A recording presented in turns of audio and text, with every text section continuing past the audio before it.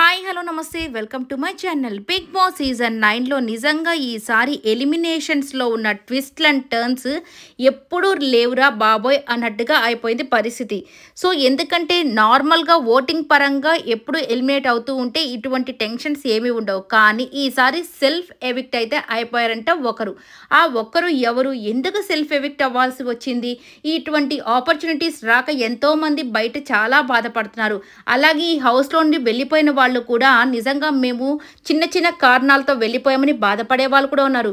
ఇక్కడ ఇతనికి ఓట్స్ వచ్చి సేవ్ అవుతున్నావురా బాబు అన్నా కానీ సెల్ఫ్ ఎవిక్ట్ అయితే అయిపోయాడంట.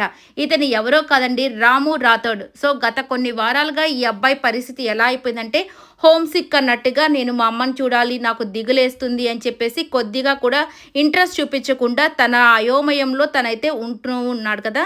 ఇక ఈ రోజు అయితే సెల్ఫ్ ఎవిక్ట్ అయితే అయిపోయాడంట.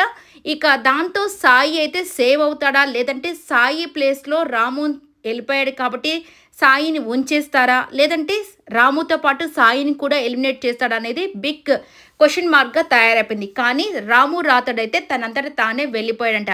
చాలాసేపు నాగార్జున గారు అయితే బ్రతిమలాడారంట, ఎందుకు వెళ్తున్నావు, సో ఓటింగ్ పరంగా ఓకే లిస్ట్లో ఉన్నప్పటికీ కూడా ఈ అబ్బాయి అయితే సేఫ్గానే ఉన్నాడంట. ఎందుకంటే సాయి అయితే ఇంకా లీస్ట్లో ఉన్నాడు కాబట్టి సాయిని పంపించేసేయాలని ఎలిమినేషన్ కూడా అని చాలామంది కూడా ప్రచారం కూడా చేసేసారు కూడా.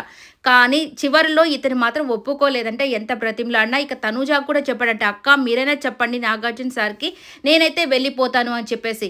ఇక కొంత టైం ఇచ్చి నువ్వు కవితలు రాసుకో, సాంగ్స్ రాసుకో, కొద్దిగా నీకు నువ్వు అంటే నిన్ను నువ్వు సముదాయించుకో అన్నట్టుగా కొంత టైం కూడా ఇచ్చారంటే అయినా ఒప్పుకోలేదంటే. ఇక రాము రాథోడ్ అయితే శనివారం రోజు వెళ్ళిపోతాడంట.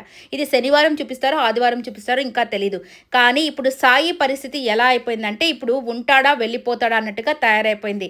ఇక వీళ్ళిద్దరి కంటే కూడా ఇంకా కొంతమంది ఏం చెప్పారు, ఈరోజు తనూజ అస్త్రాన్ని ఉపయోగించాలంటే భరణి గారు కూడా లీస్ట్ ఓటింగ్లోనే ఉన్నారు, మేబీ భరణి గారిని కూడా లీస్ట్లో పెట్టచ్చు అని చెప్పారు. కానీ ఇక్కడ ఏంటంటే తనూజ గారు ఆల్రెడీ రీతుకి మాటిచ్చిందంట, కెప్టెన్సీ కంటెండర్ రేస్ జరిగేటప్పుడు ఇక చివరిగా మన ఇద్దరమే ఉంటాము, సో అప్పుడు నువ్వు డ్రాప్ అయిపో రీతు, నెక్స్ట్ వీక్ మేమంతా నీకు హెల్ప్ చేస్తాము, ఈసారి నేను అవుతాను, నాకు హెల్ప్ చేయని చెప్పి రీతుకి అడిగిందంట. అలాగే నా దగ్గర ఉన్న అస్త్రాన్ని నీకోసమే ఉపయోగిస్తాను, ఇంకెవ్వరికి ఉపయోగించను అని చెప్పేసి మాట అయితే ఇచ్చిందంట తనూజ. అందుకని ఇప్పుడు ఎవరికి ఉపయోగించదు. ఐ హోప్ ఈ వీడియో మీకు నచ్చినట్లయితే లైక్ చేయండి, షేర్ చేయండి, కమెంట్ చేయండి, సబ్స్క్రైబ్ చేసుకోవడం మర్చిపోకండి.